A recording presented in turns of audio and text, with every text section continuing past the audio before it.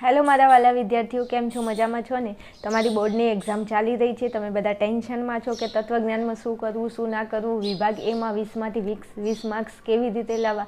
તો તમારે ટેન્શન લેવાની કોઈ જરૂર નથી, કારણ કે આટલો વિડીયો જોઈ લેશો એટલે વિભાગ એનું બિલકુલ ટેન્શન રહેશે નહીં. 20માંથી 20 માર્ક્સ તમારા આવી જશે.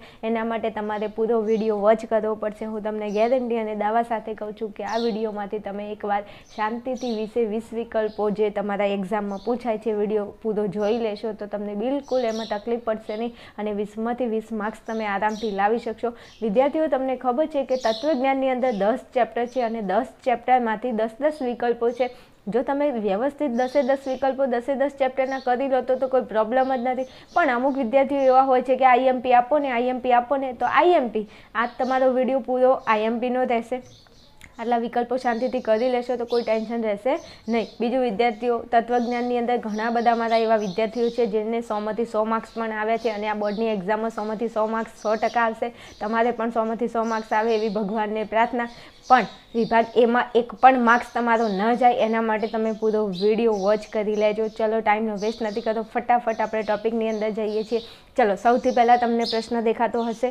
પહેલો પ્રશ્ન છે, તત્વજ્ઞાન અઘરો વિષય નથી. આ વિધાન કયા પ્રકારનું છે? મોસ્ટ આઈએમપી એટલે મોસ્ટ આઈએમપી ઘણીવાર પરીક્ષામાં આ પ્રશ્ન પૂછાઈ ગયેલો છે અને ફરીથી પૂછાય, ધ્યાન રાખવું. ચલો, તત્વજ્ઞાન અઘરો વિષય નથી. તો તત્વજ્ઞાન કેવો વિષય છે? સહેલો વિષય છે વિદ્યાર્થીઓ. તો આ વિધાન કયા પ્રકારનું છે? હવે જો અહીંયા નથી તો અહીંયા કારકનો ઉપયોગ થયો છે, દેખાય છે? હા, તો અહીંયા નિષેધકારક છે ને, નિષેધકારક જેમાં જે વિધાનમાં કારકો વપરાતા હોય તો એવા વિધાનને કેવું વિધાન કહેવાય? સંયુક્ત વિધાન. તો અહીં તમારો જવાબ શું આવશે? સંયુક્ત વિધાન. ચલો, પછી અમુક નિશ્ચિત વિધાન માટે વપરાતા A થી Z સુધીના કેપિટલ અક્ષરોને શું કહેવાય? વિદ્યાર્થીઓ, આપણને ખબર છે કે જે A થી Z સુધીના કેપિટલ અક્ષરો હોય એને વિધાનપરક અચલ કહેવાય અને A થી Z સુધીના સ્મોલ અક્ષરો હોય એને શું કહેવાય? તો એને કહેવાય વિધાનપરક પરિવર્તી. ઓકે, પણ અહીંયા તમને A થી Z સુધીના કેપિટલ અક્ષરો કીધા છે. કેપિટલ કહે તો વિધાનપરક અચલ અને સ્મોલ એટલે નાના અક્ષરો કહે તો વિધાનપરક પરિવર્તી. ઓકે, આઈ હોપ તમને સમજાતું હશે. બીજું, વિદ્યાર્થીઓ, ચેનલની અંદર નવા હોય તો ચેનલને પ્લીઝ સબસ્ક્રાઈબ કરી લેજો. હું તમારા માટે બહુ મહેનત કરું છું મારા વાલા વિદ્યાર્થીઓ. તો હું એવી તમારી જોડે થોડી આશા ઉમ્મીદ રાખી શકું કે તમે મારી ચેનલને સબસ્ક્રાઈબ કરશો અને બીજા તમારા વિદ્યાર્થીઓ, તમારા મિત્રો સુધી આપણી ચેનલને અવશ્ય ફોરવર્ડ કરશો. તમને 100% ગેરંટી સાથે કહું છું કે તમને આ વિડીયો ખૂબ જ હેલ્પફુલ થશે. વિડીયોને પૂરો વોચ કરી લેજો. ઓકે, ચલો, ત્રીજો ક્વેશ્ચન, નીચેનામાંથી કયું વિધાન જટિલ દ્વિશર્તી છે? ભાઈ વિદ્યાર્થીઓ, અહીંયા દ્વિશર્તી કીધું છે તો અહીંયા તમે જુઓ બધાની અંદર આ 4 ઓપ્શનની અંદર કઈ જગ્યાએ દ્વિશર્તી મુખ્ય કારક છે? મુખ્ય કારક એટલે સર્વોપરી કારક છે. તો અહીંયા જુઓ, અહીંયા દ્વિશર્તી છે પણ આ કૌંસમાં છે એટલે આને સર્વોપરી કારક ન કહેવાય. અહીંયા પણ દ્વિશર્તી કૌંસમાં છે એટલે એને સર્વોપરી કારક ન કહેવાય. અહીંયા પણ દ્વિશર્તી કૌંસમાં છે એટલે એને સર્વોપરી કારક કહેવાશે નહીં. અહીંયા એક જ ઓપ્શન એવો છે જેમાં અહીંયા દ્વિશર્તી એ સર્વોપરી કારક તરીકે વપરાયેલું છે. તો તમારો જવાબ શું આવશે? ડી આવશે. ઓકે વિદ્યાર્થીઓ, શાંતિથી વિડીયો જોઈ અને બધા વિકલ્પો કમ્પ્લીટ કરી નાખજો. બેઠે બેઠા વિકલ્પો તમને એક્ઝામની અંદર જોવા મળશે 100%. ચલો, પછી ચોથો ક્વેશ્ચન જુઓ, 3 સાદા વિધાનોવાળા જટિલ સંયુક્ત વિધાનના સત્યતા કોષ્ટકમાં કેટલી હરોળ હોય છે? વિદ્યાર્થીઓ, અહીંયા તમને 3 કીધું છે. કેટલું કીધું છે? 3. તો 3 વિધાનો હોય તો એમાં સત્યતા કોષ્ટકમાં હરોળ કેટલી આવે? વરોળ નહીં, હરોળ પૂછ્યું છે. તો કેટલી હરોળ આવશે? તો કેટલી આવશે? 8 આવશે. જો એક સાદું વિધાન તો હરોળ કેટલી આવે? 2. 2 સાદા વિધાન તો હરોળ 4 અને 3 સાદા વિધાન તો હરોળ 8. 4 સાદા વિધાન તો હરોળ 16. બસ આટલા સુધી તમારી એક્ઝામમાં પૂછાય તો ધ્યાનમાં રાખો. ઓકે ને? ઓકે, ચલો, પછી 5મો ક્વેશ્ચન જુઓ, નીચેનામાંથી કયું વિધાનનું રૂપ સ્વવ્યાઘાતી છે? વિદ્યાર્થીઓ, અહીંયા રૂપ તમને પૂછ્યું છે સ્વવ્યાઘાતી. તો જો P સમુચય નિષેધ P, P સમુચય નિષેધ P, આ તમારો આવશે જવાબ. રૂપ તમને સ્વવ્યાઘાતી પૂછ્યું છે. ઓકે ઓકે, ચલો, પછી ચલો 6થો ક્વેશ્ચન જુઓ, બધું સુંદર છે માટે તાજમહેલ સુંદર છે. આ દલીલ માટેના આ સ્થાનાપતિ નિદર્શનનું રૂપ નીચેનામાંથી ઓળખાવું. હવે જો બધું સુંદર છે એના માટે આપણે P લઈ લઈએ, માટે એના માટે 3 ટપકા અને તાજમહેલ સુંદર છે એના માટે Q લઈ લો. તો આ શું થઈ જશે? તમારું સ્થાનાપતિ નિદર્શનનું રૂપ થઈ જશે. જવાબ શું આવશે? A આવશે. રેડી છે? હા, ચલો, પછી M વિકલ્પન N નિષેધ M માટે N દલીલ માટેના આ સ્થાનાપતિ નિદર્શનનું રૂપ નીચેનામાંથી ઓળખાવો. હવે વિદ્યાર્થીઓ અહીંયા વિકલ્પન છે, અહીંયા વિકલ્પન છે, એમ વિકલ્પન એમ. વિદ્યાર્થીઓ જુઓ, અહીંયા તમને કહ્યું છે, આ જે દલીલ આપેલી છે અને આ અહીંયા તમને સ્થાનાપતિ નિદર્શનો આપેલા છે. ઓકે, તો આમાંથી તમારે સાચો જવાબ શોધીને લખવાનો છે. હવે અહીંયા ઉપર જેમ છે ને એમનું એમ, ખાલી તમારે અહીંયા ઉપર આ જે એમ એન આ શું છે? અચલો છે. તો એની જગ્યાએ રૂપની અંદર તમારે શું મૂકવું પડે? તો કે પરિવર્તી એટલે સ્મોલ અક્ષરો. અને બીજું કે અહીંયા જે કારકો છે, જો અહીંયા વિકલ્પન છે, અહીંયા નિષેધ છે, તો વિકલ્પન અને નિષેધને તમારે હળી કરવાની નહીં, મતલબ કે એમાં તમારે બદલાવ કરવાનો નહીં. અહીંયા તમારે અચલની જગ્યાએ પરિવર્તી મૂકવાનું અને અહીંયા જે કારકો છે કારકો એમને એમ રાખવાના. હવે આ ઓપ્શનમાં જો અહીંયા વિકલ્પન છે તો અહીંયા વિકલ્પન છે. ઓકે, હા ઓકે. પછી જો અહીંયા નિષેધ છે પણ અહીંયા નિષેધ નથી. જો દેખાય છે અહીંયા નિષેધ કાઢી દીધું, તો આ તો આપણો જવાબ નહીં આવે. અહીંયા જો વિકલ્પન, તો અહીંયા વિકલ્પન છે. અહીંયા નિષેધ, પણ અહીંયા નિષેધ નથી. જો દેખાય છે તો કે હા દેખાય છે, તો આ પણ આપણો જવાબ આવશે નહીં. હવે અહીંયા જો વિકલ્પન, અહીંયા વિકલ્પન, અહીંયા વિકલ્પન છે, અહીંયા નિષેધ, અહીંયા ક્યાંય નિષેધ છે ના નથી, તો આ પણ આપણો જવાબ આવશે નહીં. હવે ડીમાં ચેક કરો તો જો અહીંયા વિકલ્પન, તો આ રહ્યું વિકલ્પન. અહીંયા નિષેધ, આ રહ્યું નિષેધ. એન આગળ કશું છે? કશું જ નથી. તો બસ જો એમની જગ્યાએ પી, વિકલ્પન તો વિકલ્પન જ, એનની જગ્યાએ મૂક્યું ક્યુ. ઓકે, પછી જો આ એમ એટલે અહીંયા આપણે પી લીધો તો અહીંયા જો એમ એટલે નિષેધ પી અને એન એટલે ક્યુ. તો આપણો જવાબ શું થશે? ડી થશે. રેડી વિદ્યાર્થીઓ? સમજાય છે ને મારા વાલા વિદ્યાર્થીઓ? સમજાતું હોય તો જરા કોમેન્ટની અંદર જણાવજો અને વિડીયોને ખાસ તમારા મિત્રો સુધી ફોરવર્ડ કરજો. વિડીયોમાંથી બેઠા ક્વેશ્ચન તમને જોવા મળશે. ચાલો પછી આગળ 8મો ક્વેશ્ચન જુઓ. સત્ય આધાર વિધાન અને અસત્ય ફલિત વિધાનવાળી દલીલ કેવા પ્રકારની હોય છે? સત્ય આધાર વિધાન મતલબ આધાર વિધાન સત્ય અને ફલિત વિધાન અસત્ય, તો એ દલીલ કેવી બનશે? અપ્રમાણભૂત. અને જો એવો પ્રશ્ન પૂછે કે આધાર વિધાન સત્ય અને ફલિત વિધાન પણ સત્ય, તો એ દલીલ કેવી બનશે? પ્રમાણભૂત. એટલે એક સત્ય એક અસત્ય હોય તો દલીલ કેવી બનશે? અપ્રમાણભૂત. ઓકે. ચલો પછી આગળ જુઓ. અહીંયા મિસ્ટેક થઈ છે, 8 પછી 9 આવશે. હવે ક્રમ ખોટો, વાંધો નહીં. ચલો તમે સમજી લેજો.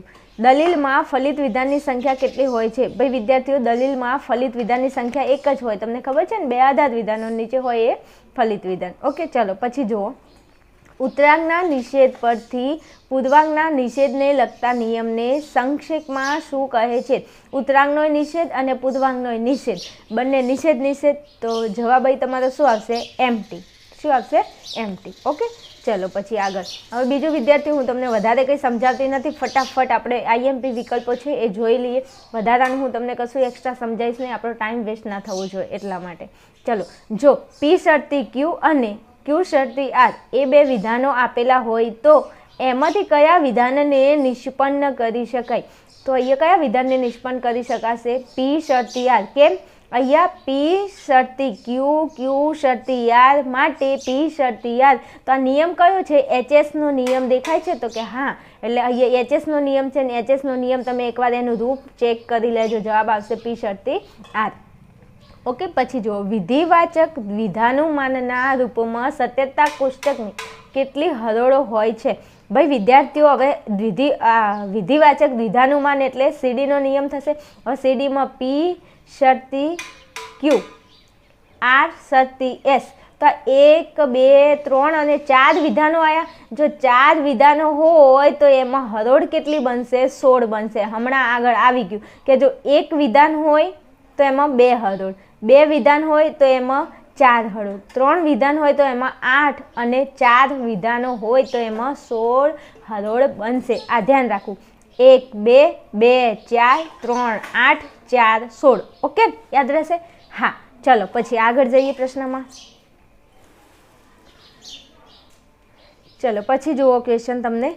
જો નિષેધ કૌંસમાં એક સમુચ્ચય y શરતી ઝેડ અને નિષેધ ઝેડ એ 2 વિધાનો આપેલા હોય તો એમાંથી કયા વિધાનને નિષ્પન્ન કરી શકાય? ભાઈ વિદ્યાર્થીઓ, અહીંયા તમારો જવાબ આવશે ડી. ડબલ નિષેધ કૌંસમાં x સમુચ્ચય y સ્વાધ્યાયની અંદરથી બેઠે બેઠા વિકલ્પો લીધેલા છે, તમે જોઈ લેજો. ને તમારી એક્ઝામની અંદર બેઠે બેઠા સ્વાધ્યાયના વિકલ્પો પૂછે, તમને બહારનો કોઈ વિકલ્પ જોવા મળશે નહીં. એટલે ધ્યાનથી દરેકે દરેક વિકલ્પ તૈયાર કરી લેવો. ઓકે, ચલો પછી જુઓ. ઉદ્દેશ્ય પદ અને વિધેય પદવાળા બે પદોનું બનેલું એક બિનશરતી કથન એટલે શું? હવે અહીંયા બિનશરતી કથન આવે એટલે આપણને યાદ આવવું જોઈએ કે નિરુપાધિક વિધાન. શું? નિરુપાધિક વિધાન. આ શું છે? નિરુપાધિક વિધાનની વ્યાખ્યા કે ઉદ્દેશ્ય પદ અને વિધેય પદવાળા બે પદોનું બનેલું એક બિનશરતી કથન એટલે શું? તો નિરુપાધિક વિધાન. ચલો પછી આગળ જોઈએ. જો એકદેશી નિરુપાધિક વિધાનોમાં ઉદ્દેશ્ય પદ કયા પ્રકારનું હોય છે? એકદેશી નિરુપાધિક વિધાનોમાં ઉદ્દેશ્ય પદ કયા પ્રકારનું હોય છે? તો ઉદ્દેશ્ય પદ કયા પ્રકારનું આવશે? અવ્યાપ્ત આવશે. કોઠાની અંદર જરા ચેક કરજો એટલે તમને જવાબ મળી જશે. ઓકે, ચલો આગળ જઈએ. ચલો આગળ જુઓ. સંવિધાનના ફલિત વિધાનના ઉદ્દેશ્ય પદને શું કહેવાય છે? ભાઈ વિદ્યાર્થીઓ, તમને આટલી વાતની ખબર હોવી જોઈએ કે ફલિત વિધાનની અંદર બે પદો હોય. કયા કયા પદો હોય? એક પક્ષ પદ હોય અને એક હોય સાધ્ય પદ. ઓકે ને? તો કે ઓકે. હવે જો આગળ હોય ઉદ્દેશ્ય પદ ને પાછળ હોય વિધેય પદ. એટલે અહીં તમે એવું યાદ રાખી શકો કે ઉપવિસા. ઉપવિસા આ કેમ? તો ઉદ્દેશ્ય પદને પક્ષપદ કહેવાય અને વિધેય પદને સાધ્ય પદ કહેવાય. અહીંયા તમને શું પૂછ્યું? ઉદ્દેશ્ય પદ. તો ઉદ્દેશ્ય પદને પક્ષપદ કહેવાય અને વિધેય પદને સાધ્ય પદ કહેવાય. ઉદ્દેશ્ય પદ પૂછ્યું છે તો જવાબ શું આવશે? પક્ષપદ. ઓકે, હવે તમારા વિભાગ બીમાં પણ આવા પ્રશ્નો પૂછાય તો થોડું ધ્યાનમાં લેજો. પરીક્ષાની અંદર જરૂરી નથી તમને વિભાગ એમાં પણ પ્રશ્ન પૂછી લે, વિભાગ બીમાં પણ પ્રશ્ન પૂછી લે. બીજું વિદ્યાર્થીઓ વિડીયોની અંદર બન્યા રહેજો. હું તમને હજુ વિભાગ બીના આઈએમપી ક્વેશ્ચન પણ બીજો વિડીયો બનાવું છું, એની અંદર તમે જોઈ લેજો. એના બાદના લગભગ તમને વિભાગ બીમાં કોઈ પ્રશ્ન જોવા મળશે નહીં.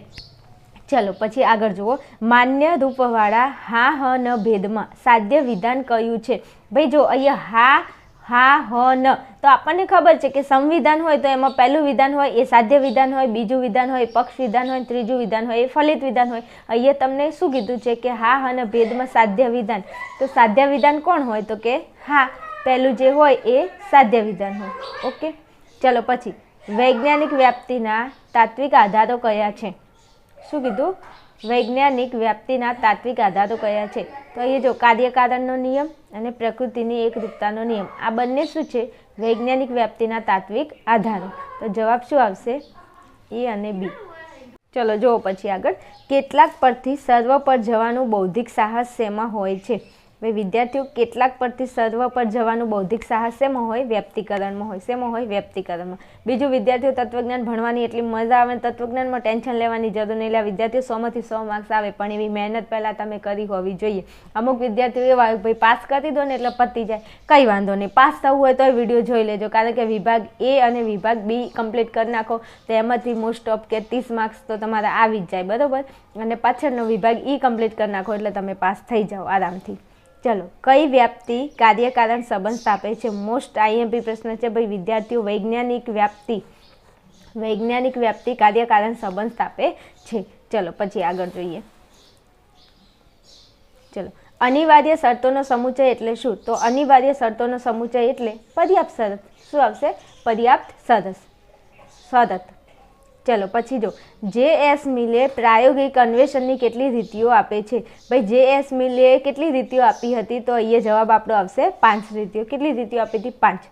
ચલો પછી કોના પ્રત્યક્ષ જ્ઞાનથી અનુમાનની ક્રિયાનો આરંભ થાય છે? તો વિદ્યાર્થીઓ આપણને ખબર હોવી જોઈએ કે હેતુના પ્રત્યક્ષ જ્ઞાનથી અનુમાનની ક્રિયાનો આરંભ થાય છે. આ વિદ્યાર્થીઓ તમને વિભાગ બીમાં પણ આવો પ્રશ્ન પૂછી લે, થોડું ધ્યાન લેજો. ચલો હેતુની વ્યાખ્યા પણ પૂછી લે. ચલો પછી પંચાવયી અનુમાનનો કયો અવયવ અનુમાન ક્રિયાનું પરમ ફળ છે? ભાઈ આપણને ખબર છે કે પંચાવયી અનુમાનમાં 5 અવયવો હોય, એમાંથી કયો અવયવ એવો છે જે અનુમાનની ક્રિયાનું પરમ ફળ છે? તો જવાબ આપણો શું આવશે? નિગમન. શું જવાબ આવશે? નિગમન. વિદ્યાર્થીઓ વિડીયો મૂકીને બિલકુલ જતા નહીં. આટલા ક્વેશ્ચન એકવાર શાંતિથી બેસીને તૈયાર કરી લેશો એટલે વિભાગીયમાં કોઈ તકલીફ પડશે નહીં. ચલો આગળ જઈએ. ચલો વિદ્યાર્થીઓ જો 26મો ક્વેશ્ચન. વ્યાપ્તિ સંબંધની રજૂઆત કરતા સર્વદેશી વિધાનને શું કહે છે? તો વિદ્યાર્થીઓ પ્રશ્નની અંદર જ એનો જવાબ છુપાયેલો છે. કેવી રીતે? જો અહીંયા વ્યાપ્તિ સંબંધની રજૂઆત કરતા સર્વદેશી વિધાનને અહીંયા વ્યાપ્તિ છે અને જવાબ પણ શું આવે? વ્યાપ્તિ. એટલે વ્યાપ્તિ સંબંધી એનો જવાબ આવશે વ્યાપ્તિ. શું આવશે જવાબ? વ્યાપ્તિ. ઓકે. પછી જો એક બાબતની હાજરીની સાથે બીજી બાબતની હાજરી હોવી એટલે શું થાય? તો અન્વય પદ્ધતિ. કઈ પદ્ધતિ થશે? અન્વય. ચલો પછી આગળ જો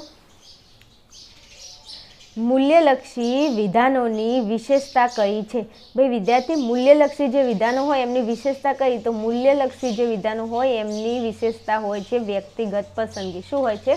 વ્યક્તિગત પસંદગી. બીજું વિદ્યાર્થીઓ, મેં વિભાગ ઈનો વિડીયો પણ અપલોડ કરેલો છે. વિભાગ ઈની અંદર કયા મોસ્ટ આઈએમપી પ્રશ્નો જે તમારે તૈયાર કરવા જોઈએ, તો વિભાગ ઈમાંથી તમારો એક પણ માર્ક્સ કટ ના થાય એના માટે મેં વિભાગ ઈનો મોસ્ટ આઈએમપી પ્રશ્નોનો વિડીયો મૂકેલો છે. ના જોયો હોય તો એકવાર જોઈ લેજો. બીજું મારે તમને કહેવાનું કે આપણી ચેનલની અંદર મેં તમને પ્રશ્નપત્ર 1 થી 6ના વિભાગ એના વિડીયો અપલોડ કરેલા છે. ના જોયા તો એકવાર એ પણ જોઈ લેજો, એટલે તમને પરીક્ષાની અંદર ખૂબ જ બેનિફિટ થશે. ઓકે. ચલો પછી આગળ જુઓ. આધ્યાત્મવાદી દ્રષ્ટિ અનુસાર માનવીનું સ્વરૂપ કેવું હોય છે? ભાઈ જવાબ અહીંયા આવશે સત ચિત્ત આનંદ રૂપ. આધ્યાત્મવાદી દ્રષ્ટિ અનુસાર માનવીનું સ્વરૂપ કેવું હોય છે? તો સત ચિત્ત આનંદ રૂપ. ઓકે. ચલો પછી જુઓ. કયા ધનને શ્રેષ્ઠ ધન કહ્યું છે? વિદ્યાર્થીઓ, કયા ધનને, કયું ધન છે જે શ્રેષ્ઠ છે? તો વિદ્યારૂપી ધન. તમે ભાઈ વિદ્યાર્થીઓ ભણવામાં કોઈનો ભાગ હોતો નથી હો. તમારા ઘરની અંદર ઘણા બધા તમારું વસિયત હોય ને એમાં તમારા ભાઈએ ભાગ પડે, પણ ભણવામાં ભાઈ વિદ્યાર્થી કોઈનો ભાગ હોતો નથી. એટલે મારું એવું માનવું છે, મારું એવું સજેશન છે, એક નાની બેન કે મોટી બેન તરીકે, તમે એક શિક્ષક તરીકે જેમ માનો તેમ આટલી સલાહ આપવા માગું છું મફતમાં, કે ભણજો એમ. કારણ કે ભણેલું ક્યારે પણ વ્યર્થ જતું નથી અને એક ભણતર છે જે તમને દુનિયાના છેડાની અંદર તમે કોઈ પણ જગ્યાએ જાઓ ને તો તમે પાછા પડશો નહીં જો ભણેલા હશો તો. બાકી એવું વિચારશો કે આર્ટ્સ કરીને શું કરવાનું, તો તમે દુનિયાની અંદર ક્યારેય નહીં ચાલો એમ. એટલે ક્યારેય એવું વિચારું નહીં કે આર્ટ્સ રાખ્યું છે તો હવે શું કરું શું ના કરું. ઓકે. આટલું મારી વાત થોડી ધ્યાનમાં લેજો. ચલો પછી આગળ જુઓ. સુંદર એટલે શું? તો સુંદર એટલે આનંદ. જે આપણને આનંદ આપતું હોય એ આપણા માટે કેવું હોય? સુંદર હોય. તો સુંદર એટલે શું થાય? તો આનંદદાયક. ઓકે. ચલો પછી રિલિજન શબ્દનો અર્થ શું થાય છે? ભાઈ વિદ્યાર્થીઓ, રિલિજન શબ્દનો અર્થ શું થાય? તો રિલિજન શબ્દનો અર્થ થશે ફરી બાંધવું.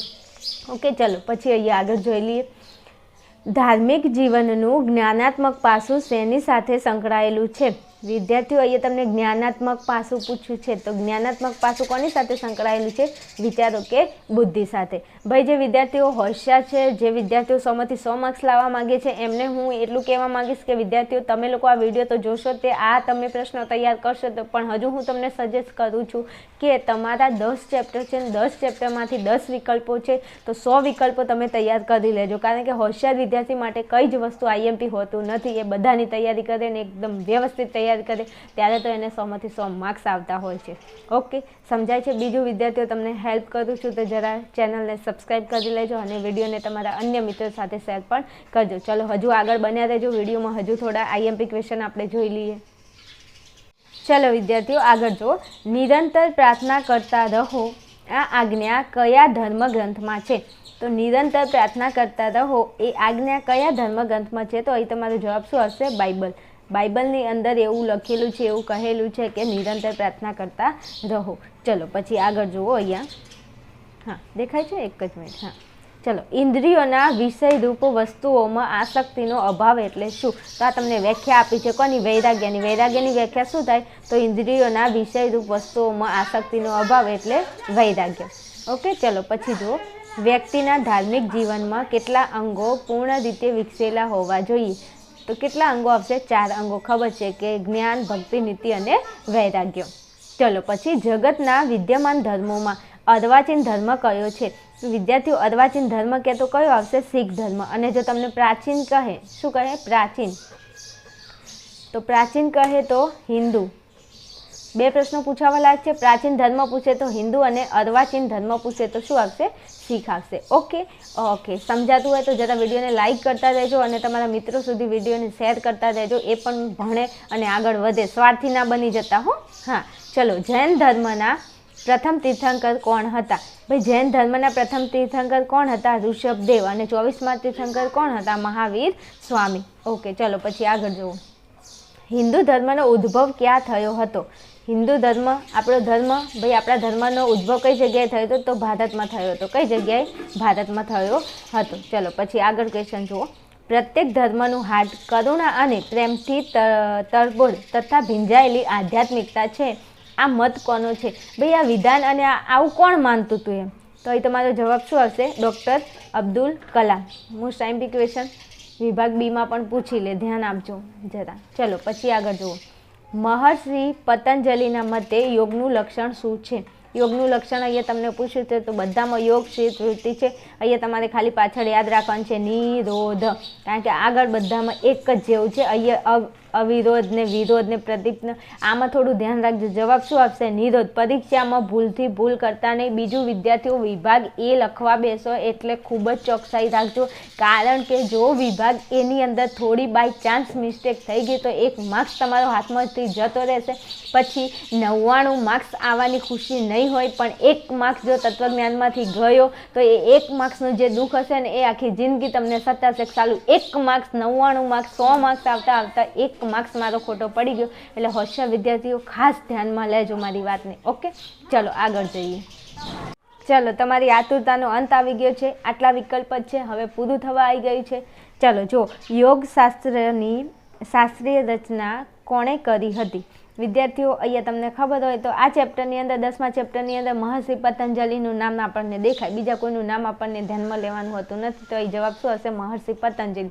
યોગશાસ્ત્રની રચના કોને કરી હતી? મહર્ષિ પતંજલિ. ચલો પછી, એક ધ્યાનનો સમય કેટલી ધારણાઓના સમય બરાબર હોય છે? તો એક ધ્યાનનો સમય કેટલી ધારણા આવશે? 12. ભાઈ વિદ્યાર્થીઓ અહીંયા તમને જે પણ પૂછે તમારે થોડું ધ્યાનમાં લેજો. જવાબ શું આવશે? 12, કારણ કે એક ધ્યાનનો સમય કેટલી ધારણા બરાબર થાય? એક ધ્યાન બરાબર 12 ધારણા થાય. Okay okay. ચલો પછી, અષ્ટાંગ યોગમાં બહિરંગો કેટલા? શું કહ્યું છે? અષ્ટાંગ યોગમાં બહિરંગો કેટલા? તો કેટલા અંગો છે? 5 અંગો. જો તમને અતરંગો કે અતરંગો કે તો આવશે 3 અને બહિરંગો કે તો આવશે 5. ખબર છે ને? યમ, નિયમ, આસન, પ્રાણાયામ, પ્રત્યાહાર, ધારણા, ધ્યાન અને સમાધિ. ધારણા, ધ્યાન અને સમાધિને અતરંગો કહેવાય, અને યમ, નિયમ, આસન, પ્રાણાયામ, પ્રત્યાહાર એમને શું કહેવાય? બહિરંગો કહેવાય. પરીક્ષામાં તમને વિભાગ બીમાં આ પ્રશ્ન પૂછાય 100%, કે બહિરંગો કયા કયા નામ જણાવો, તો લખવા પડે કે યમ, નિયમ, આસન, પ્રાણાયામ, પ્રત્યાહાર. અને અતરંગો પૂછે તો ધારણા, ધ્યાન અને સમાધિ. આવા પ્રશ્નો થોડા યાદ રાખવા પડે. હવે વિદ્યાર્થીઓ આપણે વિભાગ એનો વિડીયો અહીંયા પૂરો કરીએ છીએ, અને હજુ જો તમારે વિભાગ બીના મોસ્ટ આઈમ્પી ક્વેશ્ચન જોતા હોય તો જરા કોમેન્ટની અંદર જણાવજો. તમારા માટે સરસ મજાનો વિડીયો તૈયાર કરીને તમને આપી દઈશ. એના બાદનો લગભગ ક્વેશ્ચન તમને જોવા મળશે નહીં, પણ તમારી કોમેન્ટ હોવી જોઈશે. અને ખાસ વિદ્યાર્થીઓ વિડીયોને તમારા મિત્રો સુધી શેર કરજો. હું તમારા માટે ખૂબ જ મહેનત કરું છું. પ્લીઝ મને સપોર્ટ કરવા માટે ખૂબ જ વિનંતી. અને મારા વાલા વિદ્યાર્થીઓ આવા વિડીયો જોતા રહેજો, તમારા મિત્રો સાથે શેર કરતા રહેજો. ચેનલમાં નવા હોય તો ચેનલને સબસ્ક્રાઈબ પણ કરી લેજો. ચલો મળીશું નવા વિડીયોમાં. ત્યાં સુધી જોતા રહો આર્યન ક્લાસીસ. જય હિન્દ, જય ભારત.